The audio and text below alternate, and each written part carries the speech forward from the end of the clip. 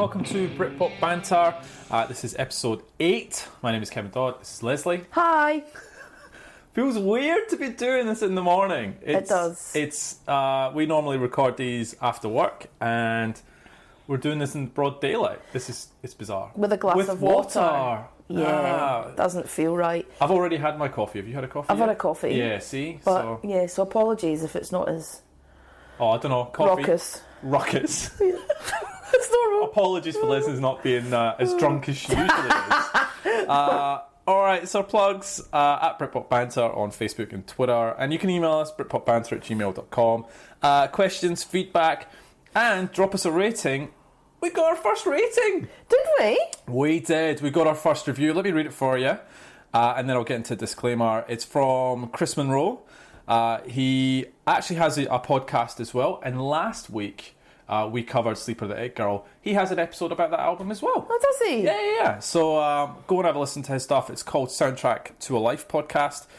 And he said, argue about old indie bands? Why not, right? The hosts are charming. Obviously, he's put the S there. I don't know why he's put plural. He's talking about me. No, he's talking about me. Yeah, whatever. For sure. The hosts are charming. Their dynamic is very listenable. And old Britpop records are such a great subject matter. Listen to each episode, then listen to the album they're discussing. You deserve such fine things. Thank you, Chris. Thanks, Chris. That's lovely. That's nice. It is nice. So a good way to start off the podcast. Disclaimer then, all views expressed on this podcast are 100% our own. And while we do poke some at fun bands and artists, we appreciate the talent and sacrifice to create the albums we talk about. Last week's was Sleeper, the It Girl. How do you feel about that? I really enjoyed it, talking about that album. It was. Yeah. It was. And you know what, I've actually listened to that episode and the album quite a bit since then, which is quite unusual, as you know, but it's a great album. Yeah. And I really liked the episode as well. And it was I think it's quite timely, given what's all happening with Sleeper at the moment, as well, with the release of the new album. And so I'll talk about that because, so one correction from last week, I said they don't have a Twitter. I was completely wrong and I apologise. So they do. It's at Sleeper Tweeting, and I've corrected that. Did you hear about what happened with the Pledge music issue? That's sad. So in case you don't know what happened, Pledge Music, you give money to them and they sort of fund the bands. And the bands in return give you early access to material, interviews, signed lyrics, all this sort of stuff.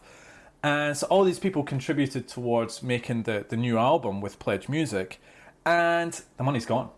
Sleeper never got the money, and the customers, the actual people, the fans who pledged all this music, got nothing. So where did the money go? Well, this is the thing. This is happening right now. That Pledge have sent out a statement saying that they're working on refunds for everyone, but no one's got anything. And then they have to, unfortunately, as a fan, turn in swivel chair to Sleeper Direct and pay the money again for the content they were expecting through Pledge. So it's really sad. Like, there's a lot of tweets out there where people are really angry because some of the stuff you get, like one of the top level, like you can pledge all these different values of money, and one of them was to have a listening party with Sleeper. Oh, how cool would that be? Exactly, and now nothing. So it's kind of sad that that's happened. However, in good news, Sleeper are number one in hardware, so vinyl. They're number one in the UK charts on vinyl, which is well done. Yeah, congratulations. So that's good clap, Kev. Well, claps on a podcast, weirdo. I guess the other thing we should talk about, we talked about last week, the first track on an album, like on the It Girl, right? And it was Lie Detector versus Feeling Peaky. We put the survey up. What happened, Liz? Oh, I think I smashed you. I think that's what happened. Do you remember the score? Like, it finished today. Yeah, it was like 90%, I think. 91%. Boom! So you didn't stand a chance. I know, a 1 in 10 why people. Why do you never listen? I don't. You know what? I'm wrong, but I still like Feeling Peaky as the album, although I'm in the minority. You in the 9%, you're going to enjoy yourself. We'll listen to the Spotify version and be happy. So yeah, you won that poll. You also won another one. Amazing.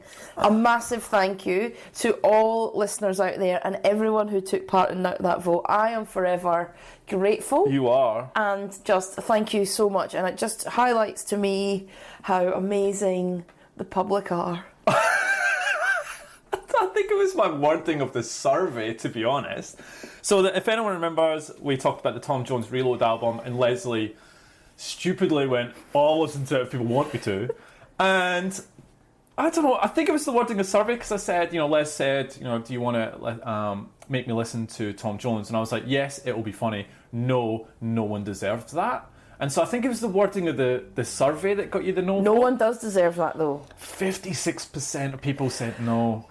You dodged a Tom Jones bullet. Amazing. Amazing. Yeah. So, but in saying that, though, the timing of this episode's a bit out. If you still want Leslie to listen... No! No, that ship has sailed. Send a really nice tweet to @BritpopBanter. No, don't. We talked about the top 10 career killers. You remember what number 10 was, of course? It was the Roses. But we're not going to go there again because you'll... Well, we might actually. I've got some... Oh, you're going to try and... Some content about that. Fine. But we talked about Blind Melon with Rain. And you had never heard it. Yeah, and you wouldn't sing it to me. So I was like, what's that song? I can't. It's because it's hard to sing. Not that hard. Sometimes... But you didn't know it. No, I know of the song. I don't know who Blind Melon are, but now I know who they are. Yeah. So, and that song was massive and Huge. then nothing. So, anyway, we talked about, you gave me some one-liners last week, and you asked me about two bands that I don't think I saw, because that's the trouble with the one-liners. We catch each other off guard, and then sometimes you walk away and you go, I wish I'd said that. And you never give a one-liner. It should be called Britpop Paragraphs by Kev. Well, yeah, it's probably going to feed into this one. So, you gave me Shed 7. I don't think I gave them enough. I talked about how much I loved them, but I saw Shed 7 for the very first time supporting... Do you remember? It was my first ever concert at the SACC. Oh, I do know this. Hold on. Oh, that band, oh, no. Aerosmith. There you go, you got it once! Yeah! You were so excited. I was so excited. So that was... Don't want to close my eyes. Sang that. Awful. So that was on the Nine Lives tour, and Shed 7 were supporting Aerosmith. It was awesome. And Shed 7 were supporting Aerosmith is not a sentence I ever thought I'd hear no, myself and say. when you look at... Because they did this massive tour, and the Phonics also supported them as well, yeah. So we just ended up with Shed 7. I remember hearing the song Dolphin live, and I went... I need to find out more about this band, and that took me off into the Maximum High album, and I've just liked them ever since. We talked about Elastica. Yes. And how much we liked their first album. Did you listen to the second album, The Menace? It was at the end. It was right on the 2000 mark. Yeah, I have listened to it. It's not a great album, is it? It's okay. So they have massive regrets over releasing that album. Oh, do they? Yeah, huge. It's not that bad. It's not great when you sort of compare it. So I just wanted to sort of point out, I talked about, that I loved the original album. The Menace, though, not for me. Probably shouldn't have released it. Oofed. Controversial, eh? Oh, dear. No, but it's not good. Okay. It's not good. At least it's you for once saying it, not me. Oh, yeah, but fair enough. The Shed 7, you had a go about the Victoria song, and you're horrible. Victoria, horrible. It's a great song. It's not. It is. I'm not changing my rating on the album. I love it. It's great. And that song, I don't know what you're banging on about. Don't pull that face. Okay, can everybody go and have a listen to that song? Sure. And then just let us know what your thoughts are. Perfect. You're wrong. I got some other music that's come in this week. The Phonics have a new song. Oh, do they? Yeah, I got the notification this morning. So the song's called Chaos from the Top Down. I got it this morning. I haven't had a chance to listen to it, which means, though, there's new music coming from the Phonics. Well, let's listen to it and then we can talk about it in the next episode. We're running out of new albums to listen to. All right, so we've got, I think, about 4 or 5 left. We need new music to listen to. So if there's some new sort of Britpop or indie-related albums that you want us to go through, send us a tweet. Let us know. We'll have a listen to it.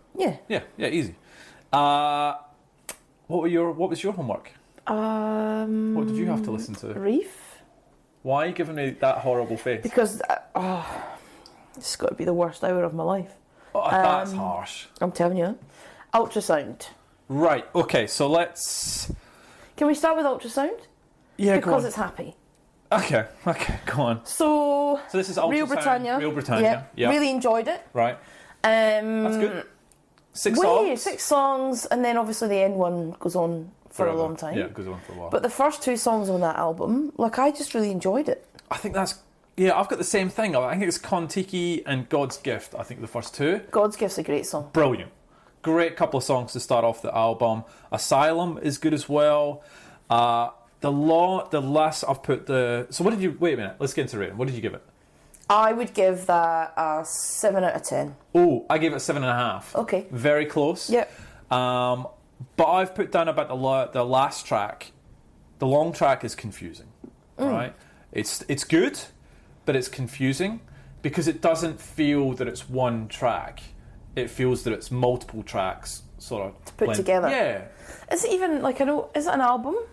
Well, it's got the length of an album. It's just 6 tracks. So, yes. And I'll I get... just found it odd. Yeah, and we'll talk about an album later on. But I enjoyed it. Like, the first couple of tracks, when I put it on, I thought, oh, like, great their guitars, songwriting's vocals, great. songwriting's great. Yeah. Some of their best stuff, I thought. Yeah, it was cracking. So, look, you gave it a 7 and I gave it a 7.5. So that is pretty good by our bar. Yeah, So, yeah. I'm pretty close. Yeah, I like We're it. not going to be close now. Right, so this is the big one, obviously. What did you give Reef? What did you give it? Gave it an 8.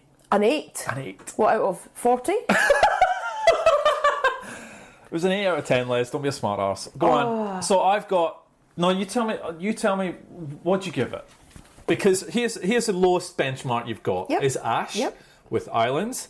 5 out of 10. Right? Is it better or worse than Ash? It is worse than Ash. Oh, wait! Oh. It's a 3 out of 10. A 3 out of 10? Oh, just...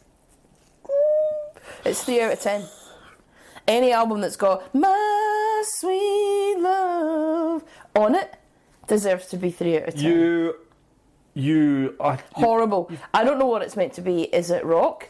Is it supposed to be a complete piss take of AC/DC? But then the next track makes me feel like I'm in a country and western bar and I'm about to be vomited on by some hickbilly coming through the doors. And then the next song, it's supposed to, I don't actually know, like I was just a bit, like I can't handle it. I'm angry. I can see that. You've made me angry first thing in the morning. And you look angry. I was having and a I'm really sorry. good day. But I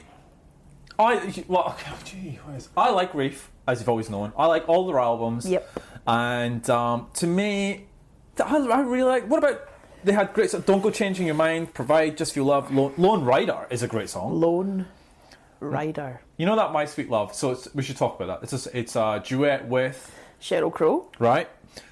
Why don't you like it? Because it's horrible. Because it doesn't make sense to me, and I don't know what it's doing on the album. And this is no disrespect to Sheryl Crow. She's had a couple of great songs, and she's a lovely songwriter. I don't know what they were thinking. Oh. And I just don't. I don't. Their voices clash a bit because obviously you've got his quite gritty, throaty, rocky noise. voice. Yep. Yeah, and then you've got her sweet sort of singing. And they do clash a little bit, but when they sing together, she did it a track works. with Kid Rock. Did she? Sheryl Crow, yeah, you have to listen to that. I can't remember what it's called. Right. Pictures of You. Okay. And yeah, and it kind of the same thing, but that's actually a better song, the Kid Rock one. I think the thing with me was, right, so we've been talking about Britpop albums, indie albums, and we're going back listening to all of these amazing albums, and even the new releases, you're like, go and listen to this, and off I run away and do my homework. And normally, apart from Ash, I've been really quite positive, because I've been listening to some great bands writing great songs, and I've enjoyed it. Yeah. It's been an amazing experience to go, oh, this one. Then that, I was like, I don't know what this is. I don't know why I'm listening to this. And it's worse than It doesn't Ash. make, because it doesn't make sense into the whole... What we've been reviewing, what we're talking about, is so far out of that. Oh, it's very different, and that's why I like just it. don't. Yeah, well, That's what I really like about the album. I'll never put it on. There is a again. couple of songs that for me are a bit meh. The Darling Be Home Soon, that's the one with the gospel singers. I mean, what is that? That's a bit unusual. Well, And then How I Got Over is a bit. But apart from that, because what I did, I knew, because I think you messaged me in the week, and I can't remember the text. It was something like, "Kill me now. This is horrific." And I was like, oh, maybe I've been too generous. So I went back and I listened to the album, and I had your little voice in my ears going, good. "Ma, ma, ma, ma, ma." And so I went back and I went, no, No, I'm sticking to my guns. I like this album. It's something probably I'm going to play again. You are you? Yeah, definitely. I'll whack that on. So no, it stays, right? So you remain An 8 out of 10. Yeah, I do. So you think that album's better than Go on. Ultrasound's album? Because again, I like Reef, and I mean I like Ultrasound too, but Ultrasound I have 6 tracks, right? Reef I have a full album of different tracks, different styles of music, and some really songs I really like. It's good. Oh man! 10 out of 10 for you to sticking to your guns. Well done, Kevin. Thank you. Well done. I can't believe you gave it a 3. So can we get other people to listen to this album? Don't do it. Is it come on? It can't be a 3. So 3. So I thought to myself, maybe it's just me, because then sometimes I wonder my ratings are harsh. They are. I know that I'm quite harsh. Said about this album. So then I did a bit of googling and I looked at reviews, and there is such a mixed bag. My favourite review was from a guy, a Scottish journalist, and he gave it 1 out of 10. What? So we might a 1 out of 10. Most people were giving it, if it was at a 5, like a 2.5 to a 3, pushing it. Okay. 1 out of 10, some 6. Like it wasn't good. There's not a great deal of love for that album. Okay. Speaking of bad reviews. Next week, next episode. So you wanted to get past Reef, so you've done that. Yes, please. Thank you. You're never going to listen to that Yay! again. But next episode, you have Ian Brown, which I know last time you were quite excited about. Very. So I've listened to it. I've got a rating, and we'll come to that in the next one. And The Good, the Bad, and Queen. The Good, the Bad, so they're your 2 pieces of homework for next week. I can't wait. Can you tell me what you've given Ian Brown today? No. No, I'm not going to break the format. But you normally tell me first. I do. But because this is quite personal to you, I want to go the 1, 2, 3. I can see what this is. This is revenge, isn't it? I can see what you're doing. You talk about Reef like that, I'm totally going to smash you. I'm just going to change my rating for next week. But yeah, Ian Brown not been getting the best reviews. So I'd be interested to see what you think as a big fan of him and the Roses.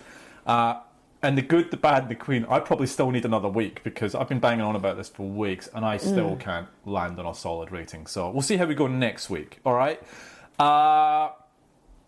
What else have we got? Or I think we're done with albums. We are on Britpop One-Liners. Britpop One-Liners. Oh, that was nice. Well, that's the jingle, isn't it? That's the jingle that no one else is... I need to... maybe I'll snip it in. But, so it's me to ask you... Oh. You ready? Yep. And be nice. Yeah, actually, do you know what? I'll give you 3 really good ones. Yep. Blue Tones. Oh!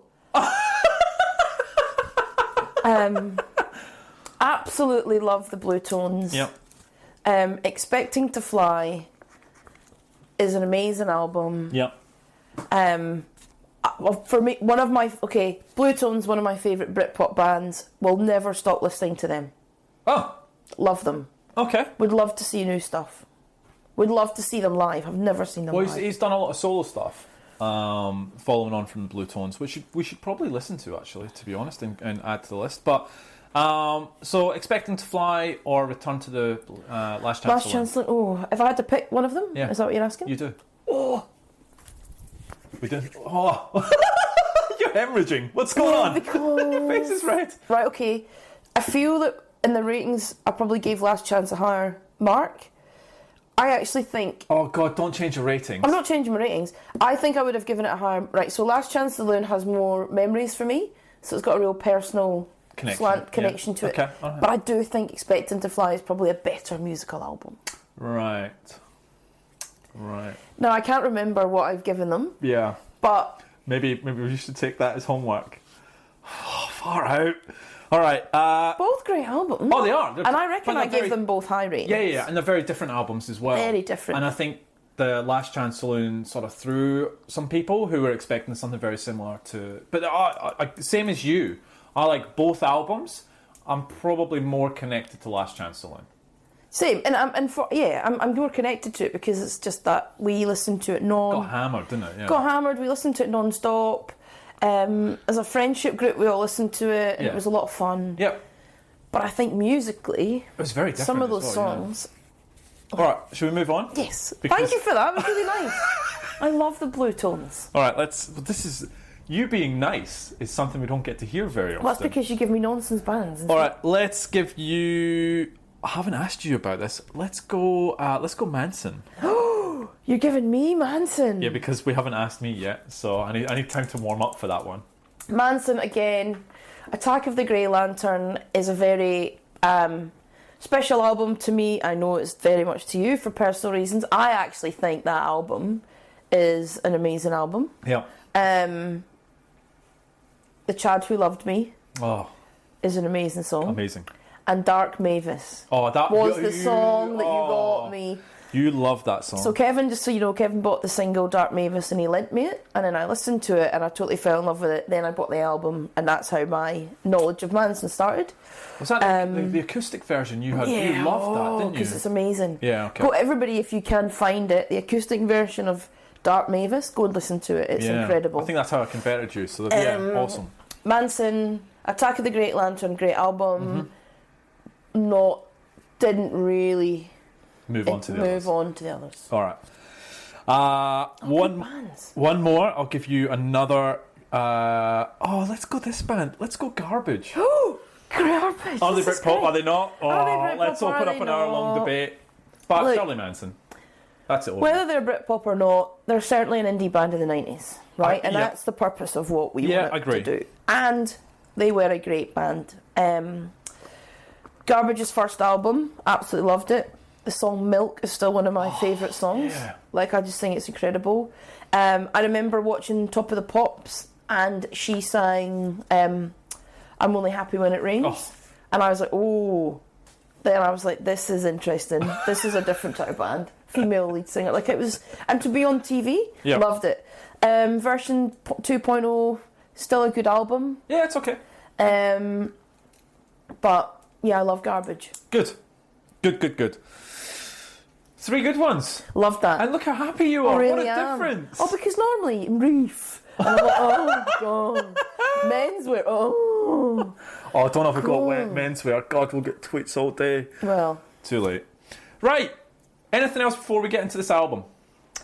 No, let's talk about the album, because no, we'll talk about it. Talk about what the album is first, because I've got some information that's quite funny. Alright, okay, cool. So, this week's album at number 44, it took a while to get to this, a lot of homework and stuff, but number 44, Super Furry Animals, Fuzzy Logic. Let me ask you first. Yes. At the end of the Sleeper episode, and I dropped this album on you, Yeah. you gave a massive your face, big sigh, as if you weren't excited about listening to this album. How do you feel now after going through your homework and revisions and all this sort of stuff? A bit better. A bit better? It's grown I on think you? it's grown, well, okay, yes. I think it was because...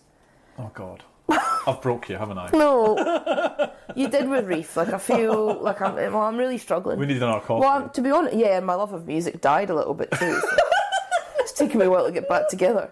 I think because Super Furry Animals were never like one of my all-time They were one of mine, favourites. not yours. Yeah. So I just think when you said it, because I was getting excited, thinking, oh, maybe it's, and we'd just done Sleeper, and I loved it's a Sleeper, great- and then yeah. I felt, Yeah.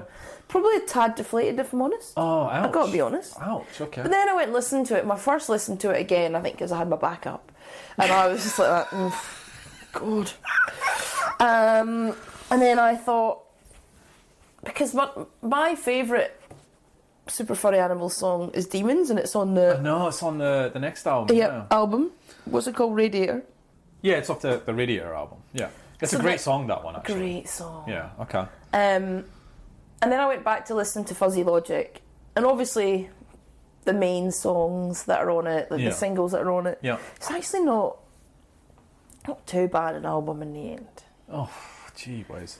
All right, well, let's get into the album, and then we'll figure out what you gave it, and then I'll talk, because it actually means a lot more to Yeah, I you than know it it does to does. you. And that's, as we go through these charts, that's what's going to happen. You're going to like albums more than I do, and vice versa, hence Can't this wait for that podcast. day. It's coming. Do you know what Fuzzy Logic is? I do. I was going to ask you the same did that question. too. Do you have an example of what Fuzzy Logic is? It's based on the observation that people make decisions based on Gee, see, you can't even read your own handwriting. Non-numerical information, Brilliant. fuzzy models or sets are mathematic means of representing vagueness. Hence the term fuzzy. You butchered that. Right. Can I give you an example of fuzzy logic? Okay. Okay. It's where... Reef's fuzzy logic. Oh, God. Is this what this is going to be? Yep. Right. So fuzzy logic, an example of fuzzy logic is where things don't typically make sense, however they work anyway, right? So an example is you're watching TV, your remote control stops working. What do? Take the batteries out the back, rub your hands with the batteries, blow on them a bit, put them back in, remote starts working. I do that all again. the time. Why? It's not scientifically proven to work, but it just works. So that's an example of fuzzy logic, where we just do stuff, it doesn't really make sense, but somehow it does anyway. Right? It's like a double negative, like a positive negative kind of thing. All right, album cover. Dear. What's the album cover, Leslie? Howard Marks. Who's he? He is a Welsh drug smuggler. Right. What do you know about him? He smuggled drugs. That's it? Well, he had a lot of Well, he was apparently dubbed Mr. Nice. Yes, That's what he called himself in his book. Yep. And he had lots of connections to like FBI, CIA. Like there was a lot more to him. Yeah. But if you, that book was huge. Yeah, it was huge. When I was backpacking, everyone had a copy of that book around. Yeah, I could always get my hands on it. How many aliases did he have? Because that's what the album cover is. It's the like passport photos of Howard Marks in different disguises. How many aliases do you think he had? Well, I'd hazard a guess at 10. 43. Jeez. 43 apparently, and there's 10 on the album cover. And I've got to say, he does look completely different in everything. Like you wouldn't pick it's the same person. It's just got one of those faces that can, disguise itself quite easally. Yeah. Did you know sadly he passed away? Oh, did he? Yeah, he passed away at the age of 70 due to cancer, which was really sad. So, all right, so the album itself was released on the 20th of May 1996. This is their debut album. The Super Furries released 2 EPs before this, completely in Welsh. I'm going to give you what they were called. Can you please have a go at them? Right? Okay. You ready? Yep. Okay. There you go. If you can read that in bold, underlined. Sure. What's that say? Lan fair pliggin and gorry, chower and dole, but I sing gog gog gog gog. I think you owe every Welsh person an apology after that one. So yeah, we're going to butcher some of this because being Welsh, we're not Welsh. So their first EP, it's actually just it's In Space is the name of the EP, but in Welsh, it is the longest word I have ever seen. The second EP was Mug Drug. That sounds Scottish as. Which is bad. It means bad smoke. That has God Show Me Magic on it, which is the kickoff to this album, which is a belter. So what? They released a whole album in Welsh in 2000. Yeah, they did. Wang. Is that how I've wrote it here somewhere? How Wang. to say it? Okay, let's go. Okay. MWNG. I'm sorry, all the Welsh people. How did you out there. find that? I found it quite unusual to listen to. I found it Welsh. There you go. All right. Okay. Cool. So you talked about Radiator. It was released in 1997. It had Demons on it. Great song. Great song. Went to number 8. So this one is from Creation, which is your boy Alan McGee. You're just going to leave that? Not going to pick on him anymore? I didn't pick on him. I was giving him high praise. Oh, I think Such an achievement. Yeah. Don't go there again. The producer was Gorwell Owen in Super Furry Animals. Gorwell worked with the Super Furry Animals and Gorky's Signonic Minky. I've totally butchered Have that. you listened to them? No. That's your homework. Really? They're not bad. Okay. Have I said that? Is it Minky? Minchy? Yeah. I totally screwed that up. Recorded at Rockfield Studios. That's where Bohemian Rhapsody was recorded. Is it? Have you seen the movie? Not yet. Oh, it's a great movie. Great movie. And there's a whole section of the movie which is where they create Bohemian Rhapsody in Rockfield Studios, which is basically sort of this farmhouse. It's in the middle of nowhere. And so go and see that movie. Well, actually, it's probably late now. Have you been to Wales? When I was very young, we drove to Wales and we went in a mine. That's all I remember. Jeez. But it was like they had the kids' trains that they put you in and you go through. Yeah, it was very pretty. I remember. Yeah, very very pretty. I went a couple of years ago. Did you? Went to Cardiff. Oh yeah. Went to Llandaff. It was actually really beautiful. Little cathedral city. Sat in this nice pub, had a fish finger sandwich and a pint. I'm so Fish happy. finger sandwich. Amazing. Really? It's my memory of Wales. Great memories. Anyway.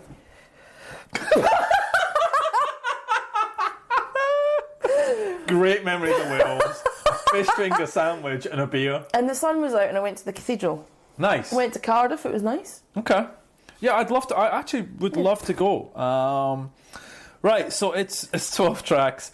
It's 41 minutes. It's actually a very, very quick album, this one, 41 minutes. It got to number 23, right, in the charts. It was in the charts for 10 weeks. Now, it's a bit weird timing of this because this was released 2 weeks after The It Girl. 2 weeks after. So the charts we ran through in last week's episode doesn't quite move that much. Oh, do I not get to sing? You will. Oh. Don't worry. Don't worry. Okay. I've been set and we're going to sing. All right. Okay. So I've got. So a lot of these are going to be very similar to the last episode, and I'll highlight to you which are the new singles or albums. Okay. So we'll go albums first. Okay. Okay. All right. Albums didn't really change that much. So at number 10, you got Celine Dion, Falling Into You. Still there. Yeah, she's still in there. We talked about Mike and the Mechanics. We talked about the Hits album. Oh, yeah. Number 9. Take That, the Greatest Hits. New, and I doubt you're going to sing this one, is Soundgarden, Down on the Upside. No. Just no. Not going to sing that. Number 6. Oh, you God, you're so excited. It's the Fugees with The Score. Tell me about Lauryn Hill. Oh, it was horrible. Oh, no! So You were so excited. So excited. So I went. She had a sore throat. Oh, no! And she was sick. So like the DJ came on first to big her up. She came on late, standard, 10:30. 10:30? I'm a grandma. I didn't get to bed till 1 a.m. Prodigy came on bang on 9:30. Yeah, Bang. just too late as well. She comes on. She's not feeling well. So her voice was like really croaky, so she didn't sing a lot, and she got her backing singers to do a lot. Oh, no. Then all of the songs, she kind of like, I don't know, the way that they then had to do this, like play the songs was slightly different, so the arrangement was all a bit different. no. So like one of my favourite Lauryn Hill songs is X Factor, Okay. and because her vocals on that track are amazing, and I've been looking forward to see that since I was 17 years old. Oh, no. Um, Devastated. and she just couldn't really hit the notes, and she apologised loads, and then she tried to make up for it at the end, so she did Killing Me Softly by Nice. the Fugees at the end. Yep. She did, and she tried, but it just, nah. It was disappointing. no. I don't really, I mean, You can't blame her. She's you sick. can't blame her. Should she have cancelled it and rescheduled? Yeah. Potentially, because I don't think that. You're stuck in two minds, aren't Yeah, you? Because 'cause- people have travelled for it and they've booked accommodation and they're really excited for it. So do you plough on through or do you cancel? She got slated. Like I read reviews in the paper the next day, and she got hammered. I read reviews of the gig in Brisbane, which was a couple of days before, and they were like, it was amazing. Oh no. So I just think it was bad luck. Like she kept saying, "Oh, Sydney, I'll come." If she comes back, You're in. I'm in. Right. Because I actually think it would be a great show. But yeah, that was a bit disappointing. Oh, that's really sad. You were so excited for yeah, that. it was. But in other news, we have a couple of gigs coming up. We do. Which I'm so psyched. So I think, is it next week or the week after? We'll go see the Orbital. The week after. So that, I'm pumped. And then the week after that, Happy Mondays. Happy Mondays. Get brilliant. in. And actually, we don't have anything planned after that, so we probably need to look at some concerts down the line. Yeah, we do. So number 5 is your boys, Ash at 1977. Number 4, What's the Story? Number 3, Jagged Little Pill, just because it swears. Yep. Number 2, brand new in, Oh. Everything Must Go by the Manics. Number 2, Great it's a album. fantastic album. I hope we talk about that album. And number 1 is George Michael with Older, which you did get to sing last time. Well, I didn't. I think I sang Fast Love. I didn't sing Older. True. Do you feel you're getting older? Something What's that? Older, the song? Don't It's a know. good album. I don't think I've ever listened to it, to be Oh, honest. you should. Yeah, okay. I don't know if you'll like it, but you should. So let's go into singles because obviously there's a lot more in the singles. We talked about number 10, Return of the Mac by Mark Morrison. Don't go there. Number 9, Because You Loved Me by Celine Dion. I don't know what that is. I don't know. She's always banging about. Fast Love by George Michael. There's Nothing I Won't Do by JX, which Brilliant. you sang. Number 6, The Only Thing That Looks Good on Me by Bryan Adams. I didn't think he sang that for some reason. Yeah, but he does. Horrible. I'm not singing that. You won't sing this. Metallica, Until It Sleeps. Oh, do you like Metallica though? I don't know. Yeah. Enter Sandman. Yeah, of course. Nobody knows. Nothing else matters. I can play on the guitar. Can you? Yeah. That little riff. Ding, ding, ding, ding, ding, ding. Cool. Cool. Nobody Knows by the Tony Rich Project. Number 3, please sing this. Peter Andre, Mysterious Girl. Oh, whoa, whoa, mysterious girl, I want to get close to you. My favourite Aussie. What? What do you mean Peter your favourite Andre. Aussie? Isn't he Australian? I don't know, is he? Did I make that up? I don't know. Is he British? I don't know, we're going to have to figure that one out. Is he Australian? I don't know. Oh, we're going to have to... Why do I think he's Australian? Right, so you quickly check... Can I just Google that? You can quickly check that and I will run off to the next one, right? Yep. Number 2 was Ooh Ah Just a Little Bit by Gina G. That was your story about skiving. Oh, amazing. It wasn't skiving, I left a bit early. It's the same thing. Is it? Yeah. It wasn't a whole day. What was... Just a little bit early. How early was it again? An hour to maybe lunchtime. I just never went back. Yeah 10 a.m. I bet you No. tenner. You didn't go straight to the Virgin store either. You went and had a big walk around the town as well. A big walk around. That would have taken me 5 minutes.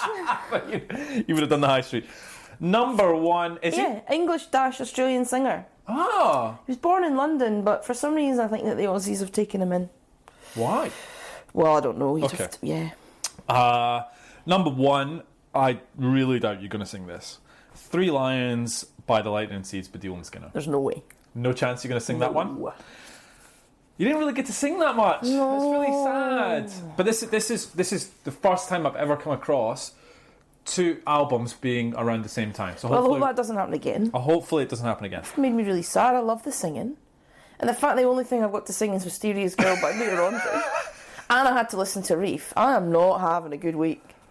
Right, let's get on. So, background of the sort of album. So, Super Furries, they're from Cardiff, which you said you've been to. They formed in 1993. The band, I think I'm going to butcher this, is Griff, which is spelt differently. It's Rhys, it's Hugh. Reese and Hugh, H-U-W. Okay, yep. Guto. Yep. Yep. Cian? Ian? Oh, I've butchered it. Let me see. Look, can you read that? Like, let's just... I knew as soon as I wrote that I'm going to screw it up. And I apologise to everyone, because that's embarrassing. You've... Daffod. Yeah, okay, that was... I hadn't got to that one yet. I knew how to say that. Reese, Guto, Hugh. That's it. Done. All right, well done. Right. Smarty pants. Go. All right. Good job, I'm here. Yeah, thank you. So it used to have Rhys Evans, the guy from Twin Reese. Town. Reese Evans, guy from Twin Town.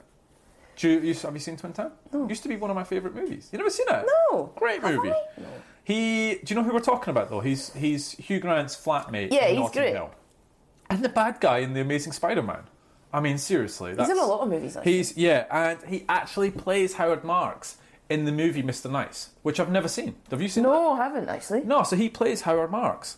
So all five members played in different sort of bands.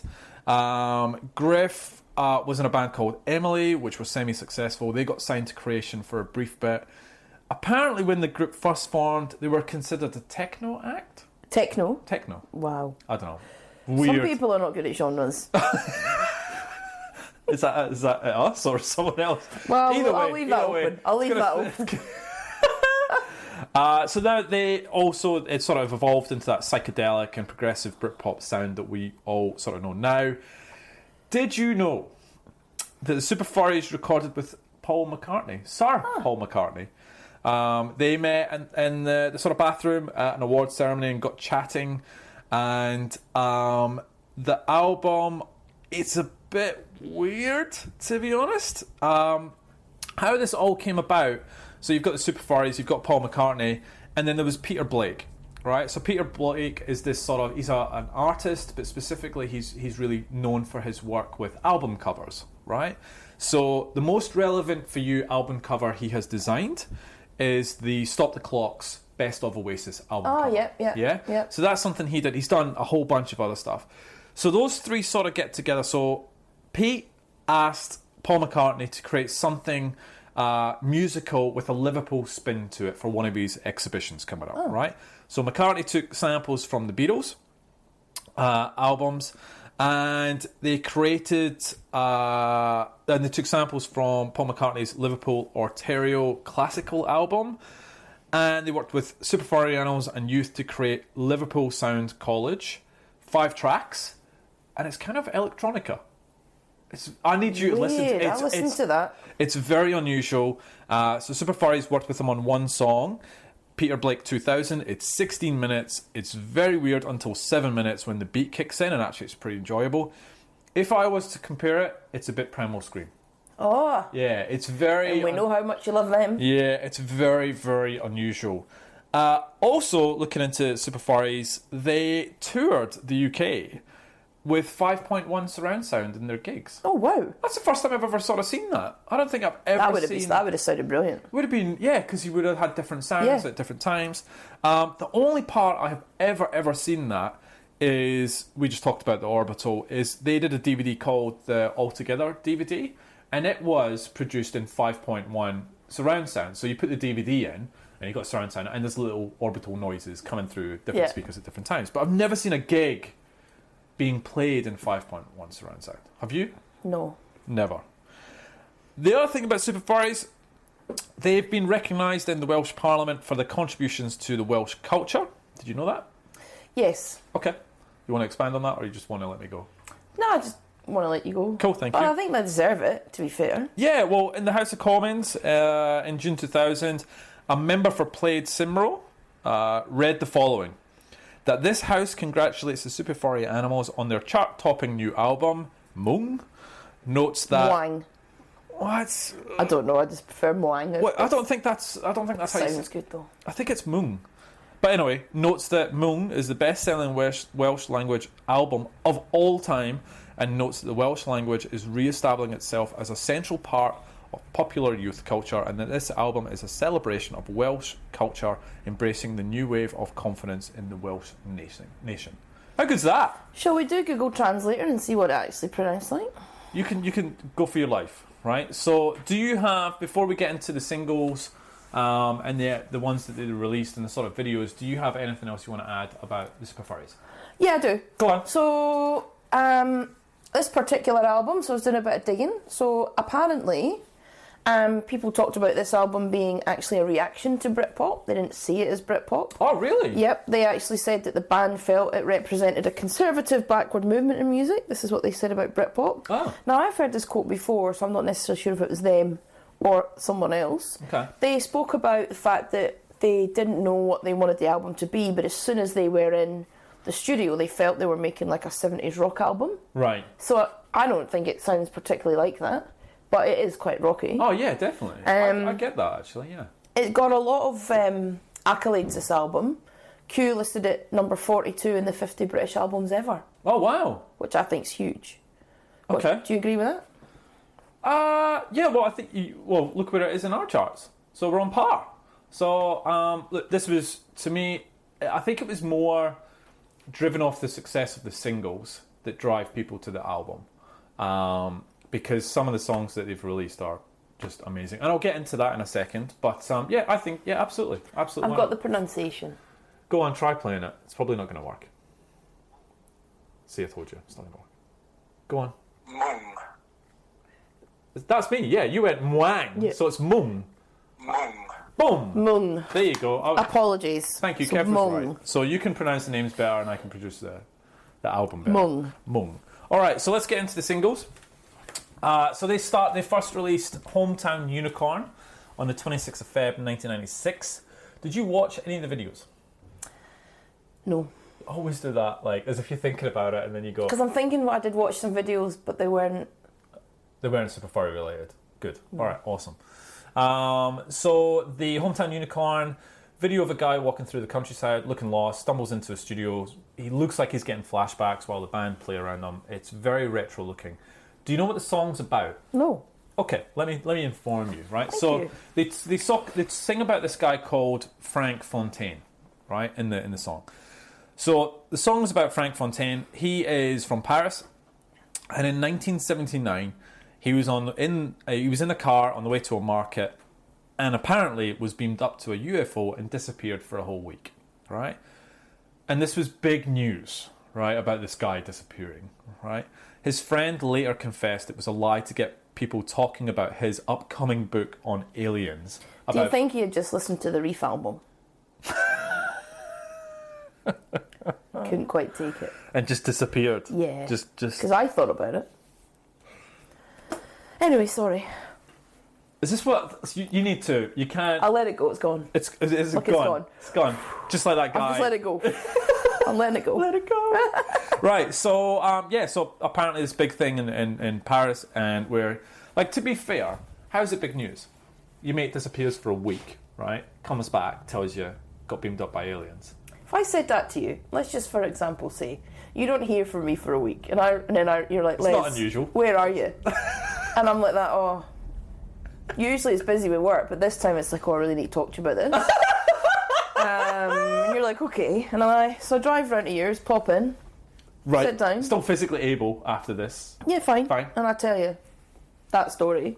What do you do? Like, genuinely, what do you do? And I look like I mean it. Like, I'm not mucking about. You're deadpan serious. Deadpan serious. For a week, you've been beamed up by aliens. Yep.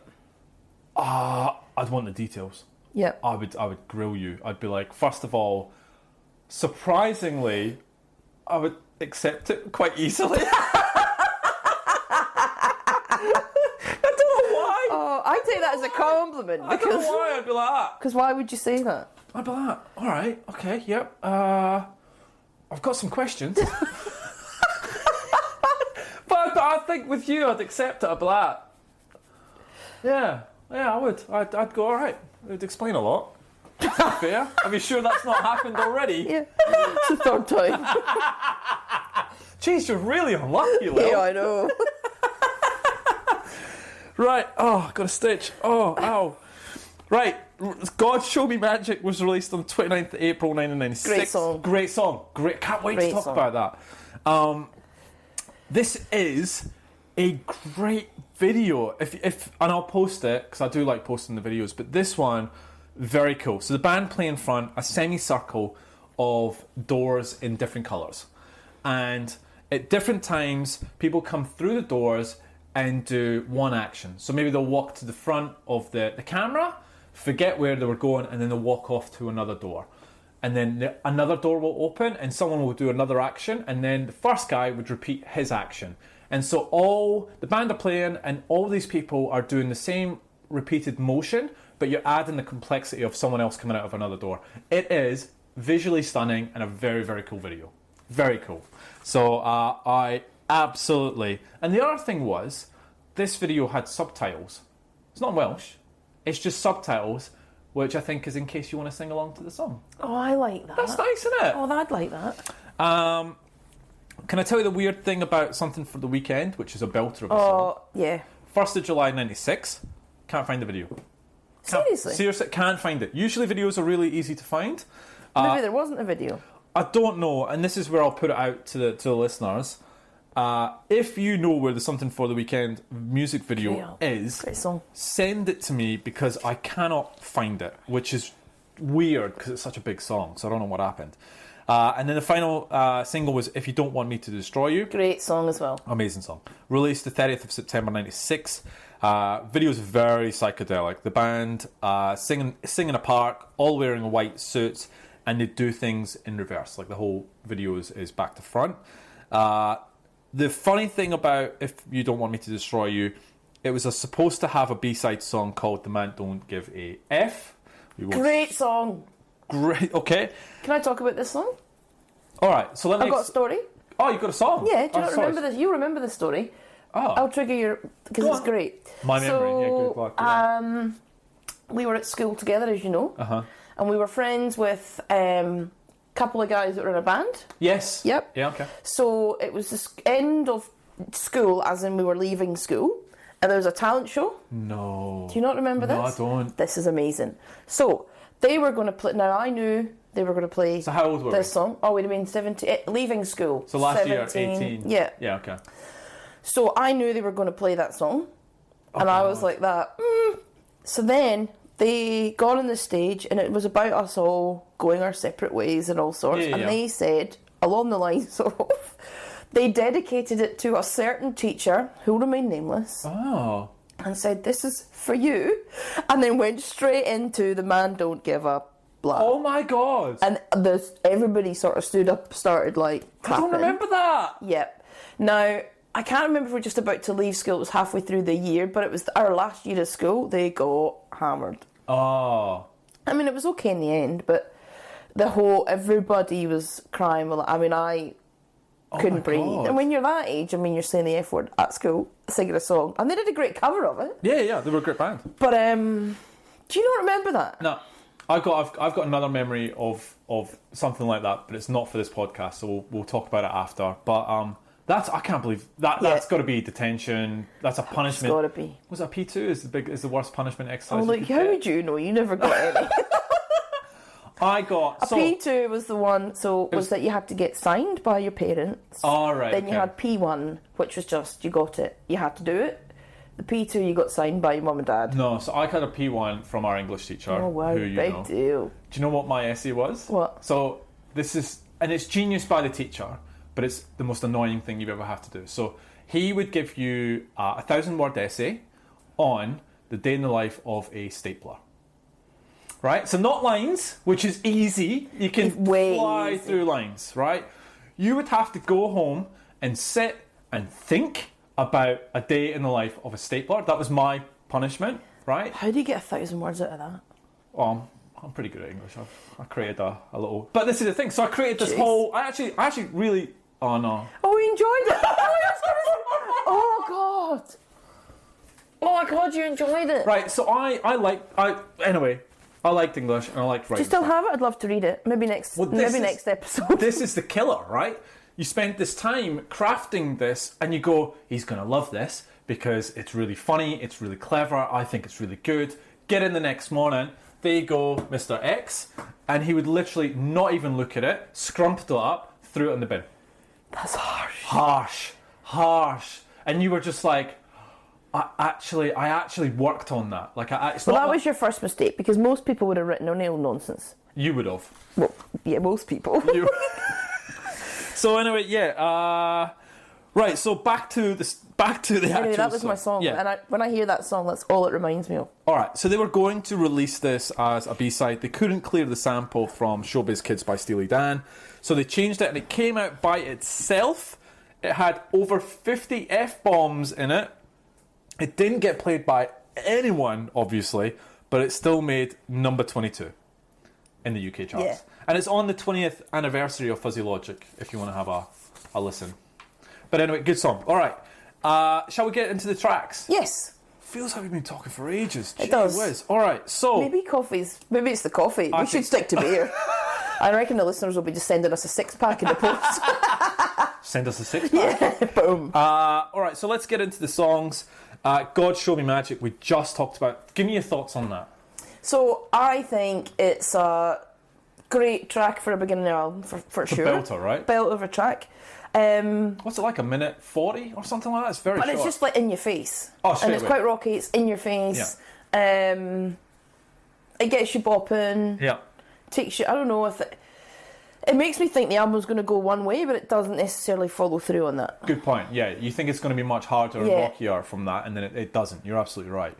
So we're definitely going to play God Show Me Magic. This is God Show Me Magic.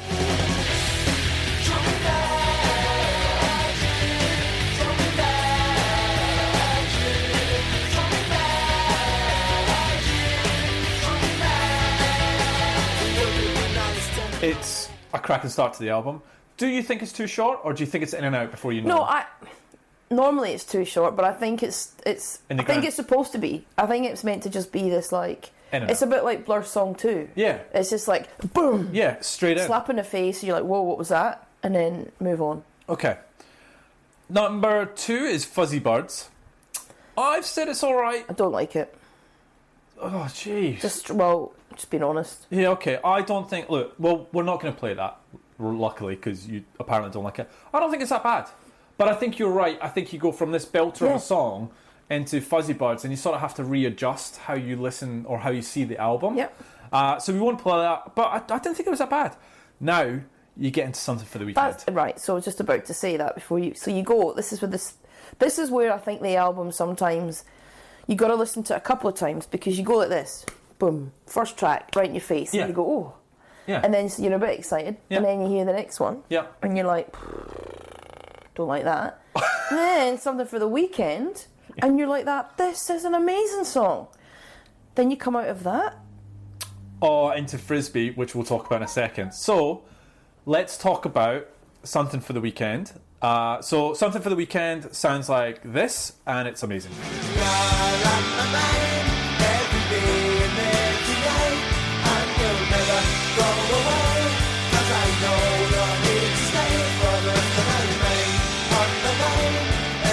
It's a belter. I had that on CD single. So I actually had... I think I had that on CD single, if I'm honest. I'm sure I did. But then, as you said, you go into Frisbee. See? I've tried to be nice. I've just gone, look, I'm not a massive fan of this one. It's okay, though. Yeah. All right, so let's... So it's like a roller coaster, this album. Like, yeah, it's kind of a weird one. And that's why we're still in the 40s, I feel. I was thinking about this on the way here today.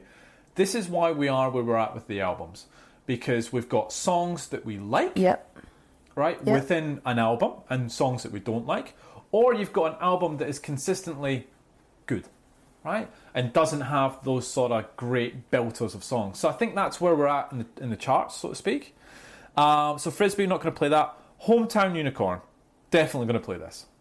Why are you looking at... I like this song. Oh, no, it's good. Yeah, play it. Catchy as, really liked it, really fun, and it talks about our boy who got beamed up by aliens. Yeah. Right, so here we go. Here's Hometown Unicorn.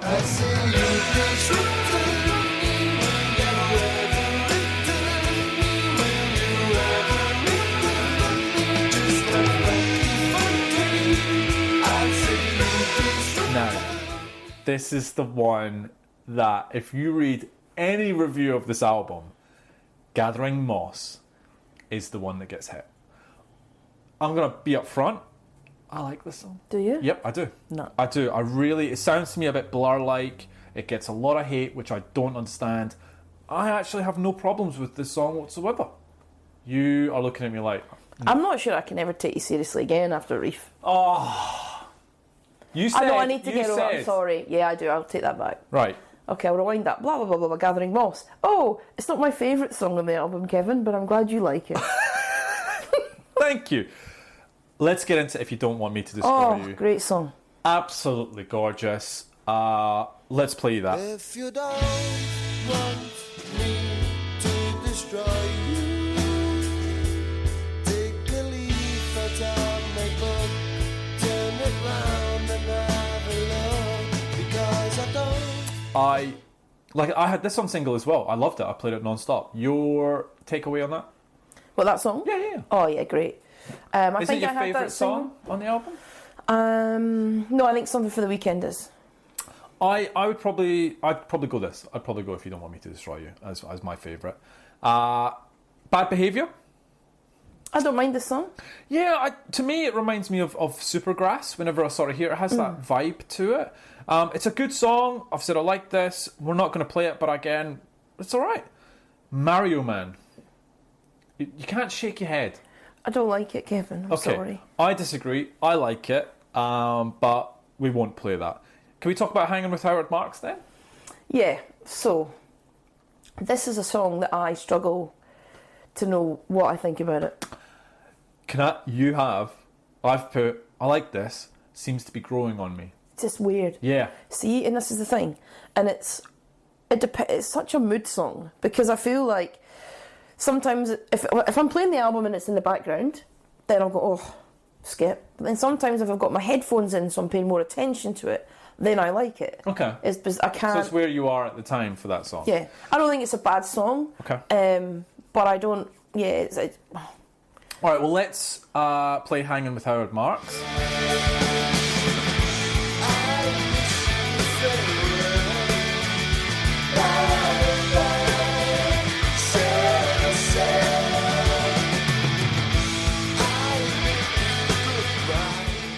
Yeah, again, like every time I hear it, I like it that little bit better. All right, Long Gone. Again, really? No, I like Long Gone. Okay, well, say that you like it instead of looking at me. I thought you were about to speak first. No, I really like Long Gone. Me too. Great I've song, gone actually. big fan of this. Yeah. Really like this song. So this is Long Gone.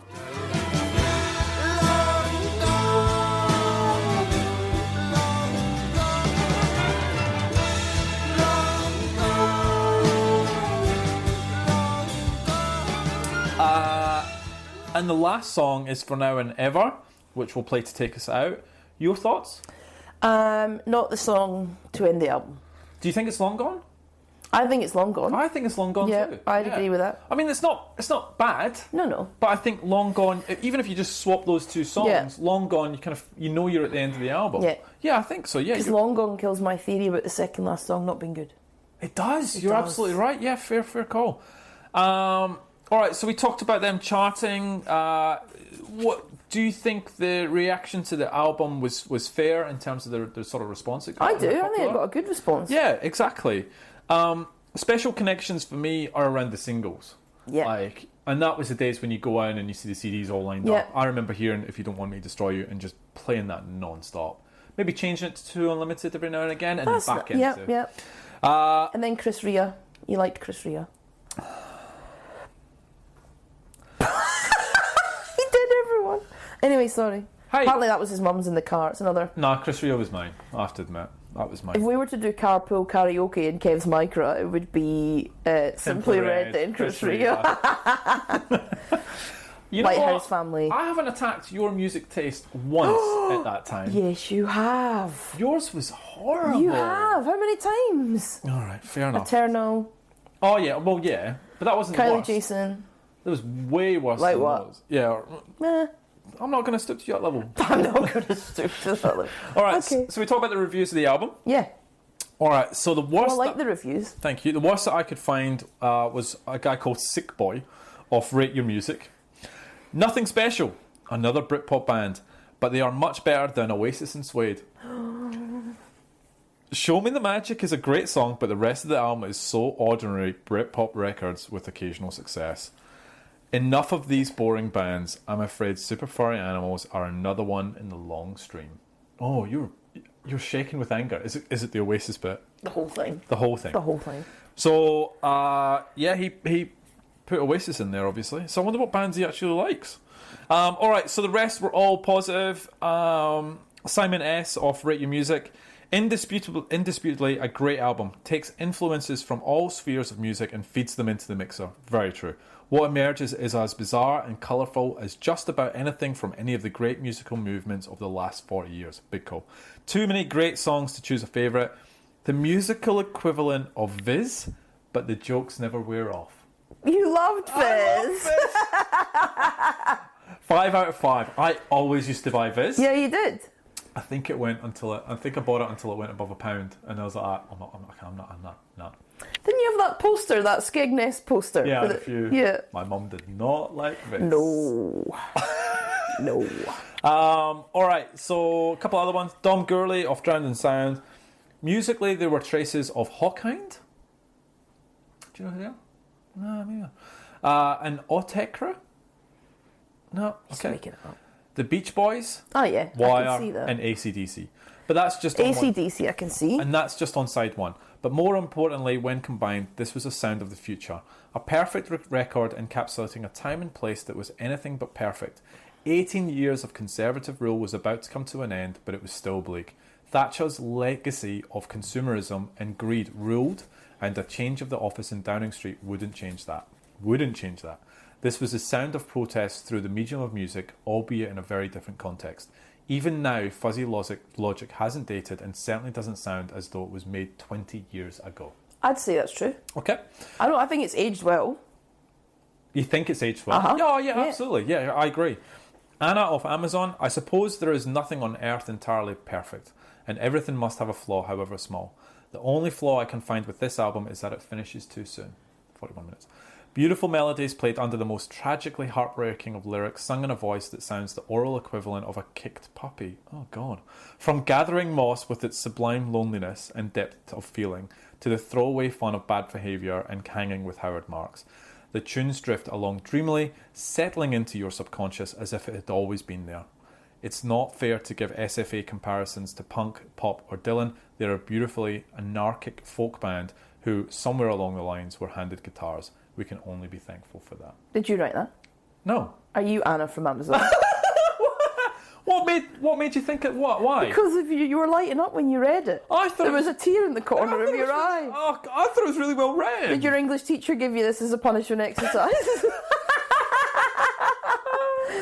Everybody, Kevin is Anna from Amazon. Oh, gee whiz. I thought it was right. No, I know. It's because I thought you written it. All right.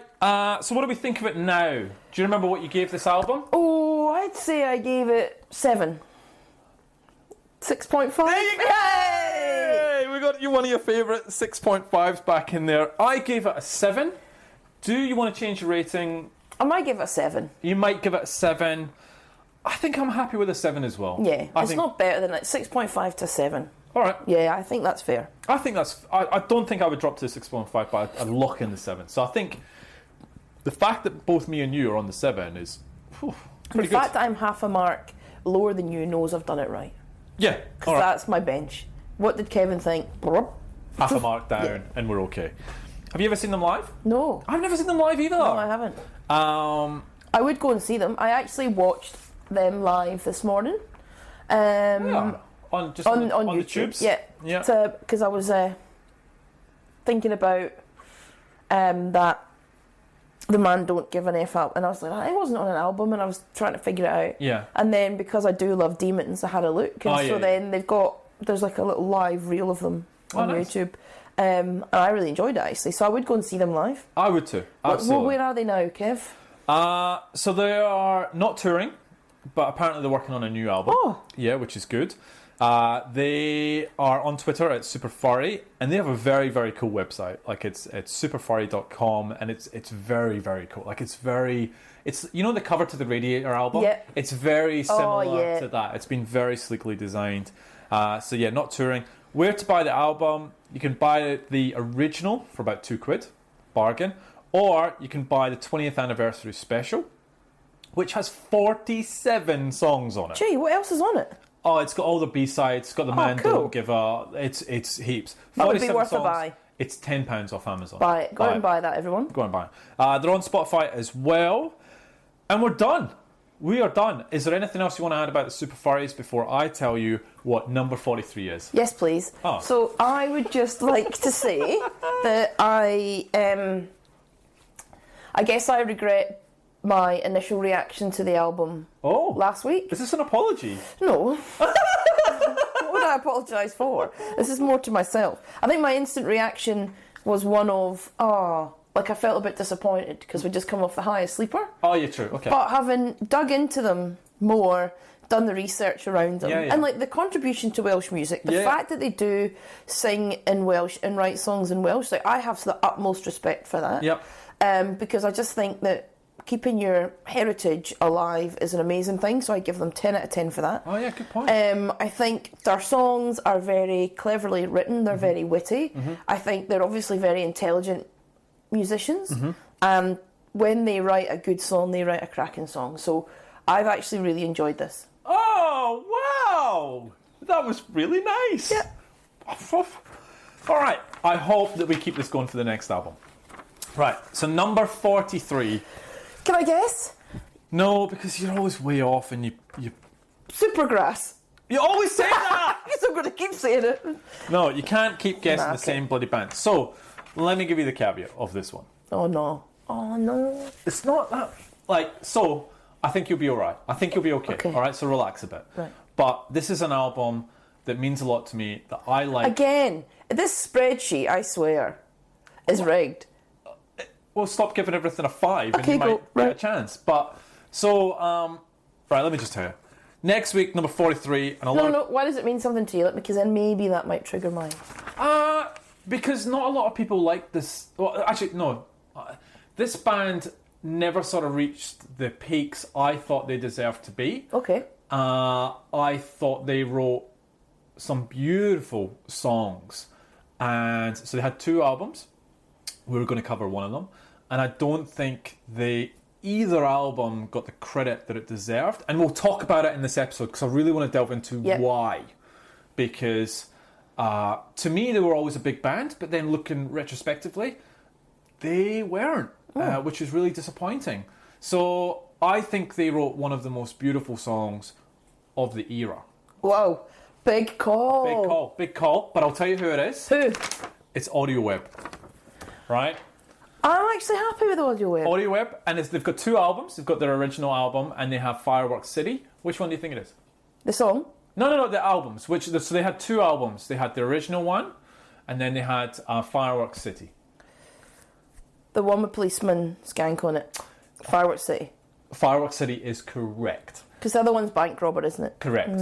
And Fireworks City has... Personal Feeling. Personal Feeling. That is an amazing song. Thank you. That is one of my... Yes, I agree with you. One of my favourite songs of the era. Oh, I'm so happy that you agree with me. Boom. Bang. Can't believe it. Oh, we actually agree. So if I did a top 20 songs of the Britpop era, that would be in it for sure. For sure. Absolutely. But I'll tell you what, when we talk about Audio Web, you're going to be very, very surprised at how